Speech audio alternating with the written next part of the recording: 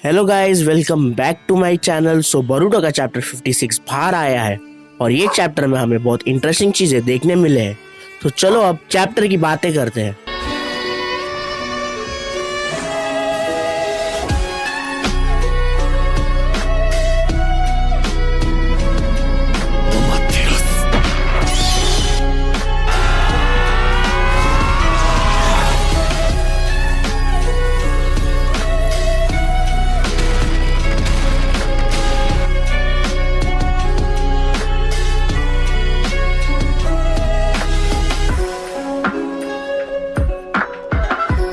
यहाँ Boruto interview दे रहा होता है और ये इंटरव्यूअर कह रहा होता है कि आपकी क्लेवरनेस के वजह से हमारे विलेज को कोई नुकसान नहीं हुआ, बहुत ही मिनिमल यानी बहुत कम डैमेज हुआ है और बेसिकली आपने विलेज को बचाया है।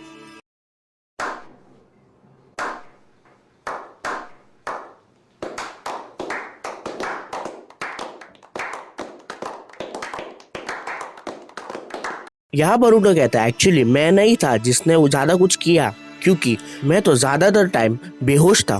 फिर सीन आता है अमाडो और कवाकी पे। अमाडो ने कवाकी का आर्म रिप्लेस कर दिया है। अमाडो यहाँ कहता है सर रेस्ट ले लो। तो कहता है और कोई चीज जिससे तुम्हें अलग लग रहा है तुम्हारे हाथ के बारे में। कवाकी कहता है नहीं, ये मेरे पुराने हाथ जैसे ही फील करता है। कटास्के यहाँ स्पीचलेस रहता है और कहता है मैंने एक्सपेक्ट ही नहीं किया था कि रीगेन हो जाएगा और बिना कोई रिजेक्शंस के। यहाँ अमाडो कहता है ऑफ कोर्स ये एक जेन्युइन आर्टिकल है जो उसके खुद के सेल्स से बना है, बस मैंने एक स्पेयर पार्ट बनाया था यहाँ आने से पहले। ये सब पॉसिबल नहीं होता एक आम इंसान के लिए और उसकी बॉडी एक साइंटिफिक निंजा टूल है। यहाँ सुमिरे बहुत प्यार से कहती है सॉरी कवाकी, ये चीज तुम्हें जरा चुभने वाली है।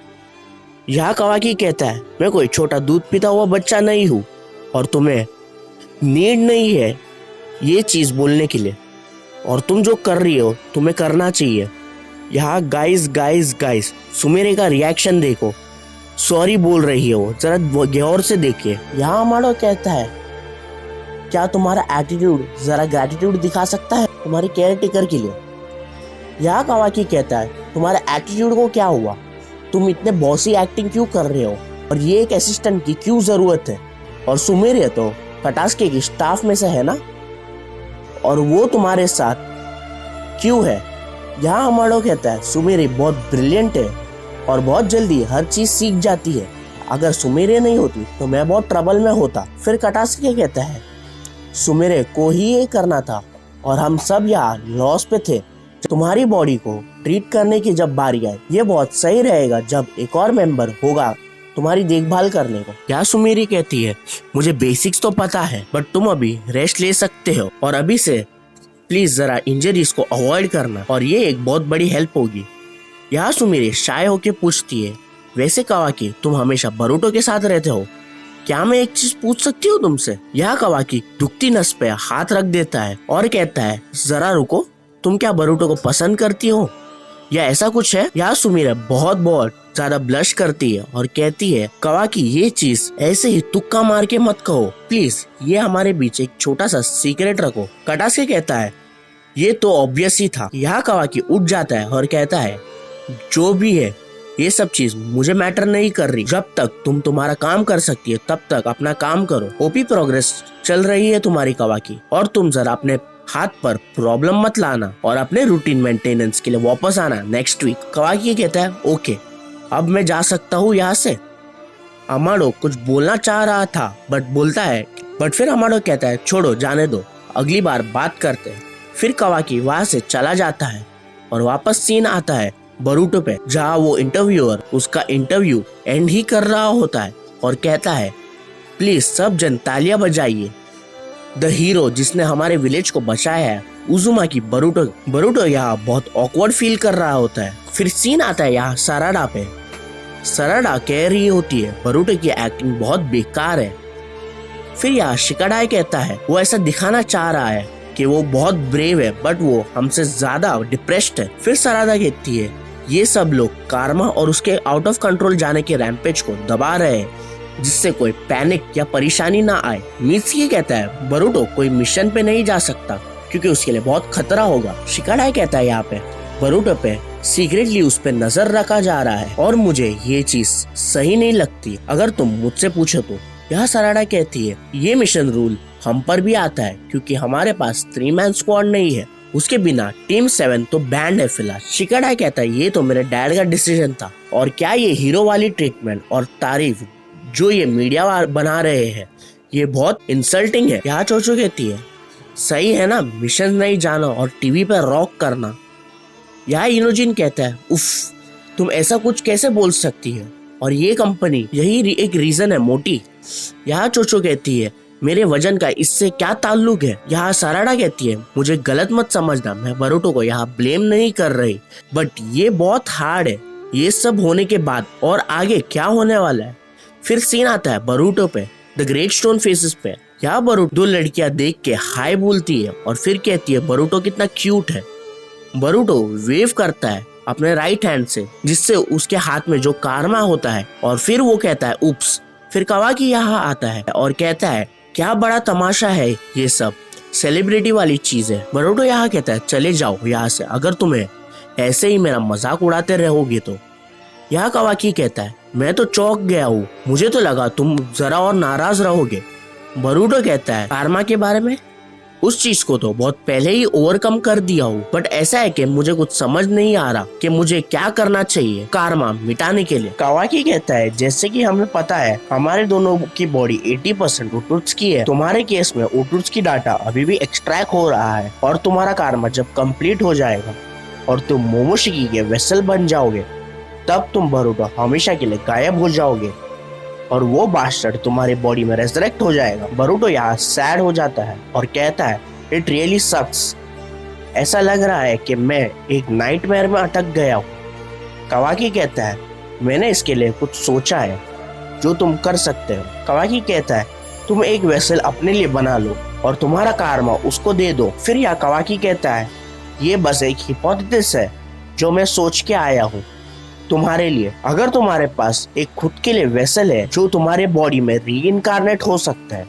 बरूटो यहाँ कहता है ये थियरी तो बहुत ओपी है, बट अगर मैं किसी को कारमा देता हूँ और उसको एक वेसल बनाता हूँ दैट मीन्स कि मुझे किसी को सैक्रिफाइस करना होगा, बरोबर ना, और ये मैं नहीं करूँगा। कावाकी कहता है तुम चिंता मत करो, मेरे दिमाग में ऑलरेडी एक बंदा है जो उसके लिए एकदम परफेक्ट है और उसका नाम है कोड। वो दूसरा इंसान है जिसने जिगिन के रिचुअल को सरवाइव किया था। फिर हमें कोड दिखता है किसी स्नोई जगह पर।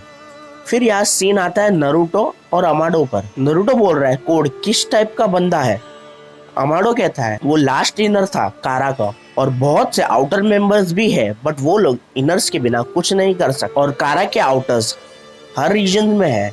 बस एक बार अगर इनर्स खत्म हो जाए तो आउटर्स कुछ काम के नहीं रहेंगे। फिर शिकामारू पूछता है सो ये लास्ट इनर है कारा का। अमाडो कहता है हाँ, प्लस कोड टेंटेल्स का रक्षा करता है और टेंटेल्स एक सिक्योर पॉकेट डायमेंशन में है। जब से सास्के आया था उस डायमेंशन में तब से वो एरिया हाई अलर्ट पे चला गया है। फिर शिकामारू कहता है अभी तो Sasuke space time ninjutsu use नहीं कर सकता और बरूटो को अपनी पावर्स यूज करने यानी कंट्रोल करने नहीं आती है और हम दावे के साथ कह सकते हैं कि अगर हम वहां गए भी तो रिटर्न आ नहीं सकते। नरूटो कहता है code freely space time ninjutsu use कर सकता है क्या। अमाडो कहता है हाँ, बट उसके पास स्पेस टाइम निंजुत्सु नहीं है, बट उसके पास कोई दूसरी एबिलिटीज है जो स्पेस टाइम निंजुत्सु पॉसिबल करता है। फिर नरूटो कहता है हमें कुछ तो करना होगा कोड के बारे में, उसके पहले वो टेंटेल्स को मिसयूज करे। फिर यहाँ शिकामारू कहता है जब कोड हमारे वे से चला जाएगा तभी हम टेंटेल्स के लिए कुछ डिसाइड कर लेंगे कि उसका क्या करना है। अमाडो कहता है तुम गलत नहीं हो,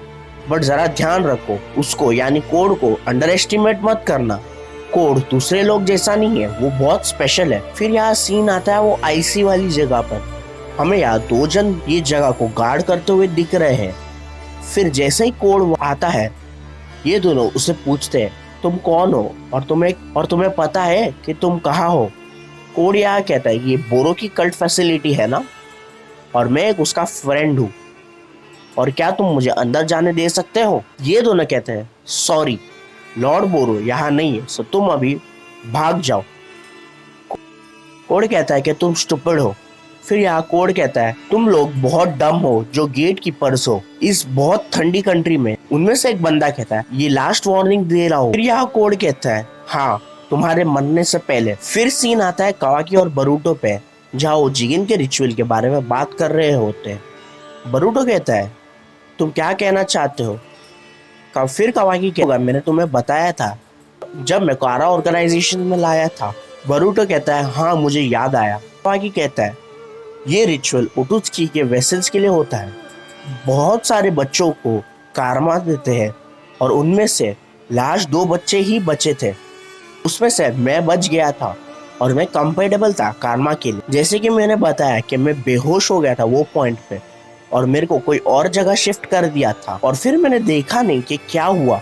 उसके बाद अपेरेंटली जिगिन ने वो लास्ट बच्चे को भी कारमा दिया था बट वो फेल हो गया। जैसे दूसरे बच्चे मर जाते हैं उसकी बॉडी हिलने लगी और उसका प्लाज्मा भी, बट वो वेसल नहीं बन पाया। बट कुछ तो रीजन था उसके बचने का, बट कुछ तो रीजन था उसके वजह से वो मरा नहीं और वो सरवाइव किया। जैसे मैं कंपेटेबल था कारमा के लिए वैसे वो भी था। फिर यहाँ कोड अपना कारमा एक्टिवेट करता है और उन दोनों गार्ड्स को अटैक करता है। जैसे आपने लास्ट वीडियो में देखा होगा कोड छोटे पोर्टल्स यूज करता है अपने ब्लैक से स्ट्रैप के थ्रू और जैसे ही वो ब्लैक स्ट्रैप्स के थ्रू अपना हाथ डालता है कोड का हाथ उन दोनों गार्ड्स के थ्रू बाहर आ जाता है। फिर यहाँ सीन आता है शिकामारू पे। शिकामारू यहाँ पूछ रहा है क्या वो वेसल की तरह यूज नहीं हो सकता, बट उसके पास तो कारमा ही रहता है और क्या ये पॉसिबल है? फिर यहाँ अमाडो कहता है ये बहुत रेयर केस है बट ये ही हुआ था और वो सरवाइव किया था और उसके पास कारमा के पावर्स भी आते हैं। यहाँ नारुतो कहता है हमें ज्यादा कुछ पता नहीं है